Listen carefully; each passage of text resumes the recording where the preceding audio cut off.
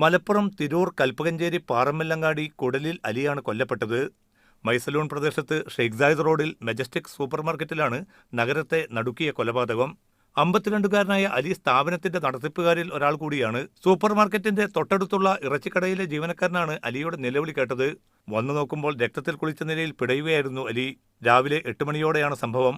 വിവരമറിഞ്ഞ് അലിയുടെ സഹോദരനും മെജസ്റ്റിക് സൂപ്പർമാർക്കറ്റിലെ ജീവനക്കാരനുമായ അബ്ദുൽ ഗഫൂർ മറ്റും ഓടിയെത്തി. സ്ഥാപനത്തിൽ മൽപ്പിടുത്തം നടന്നതിന്റെ അടയാളങ്ങളുണ്ട്. എന്നാൽ പണമോ മറ്റ് സാധന സാമഗ്രികളോ നഷ്ടപ്പെട്ടിട്ടുമില്ല.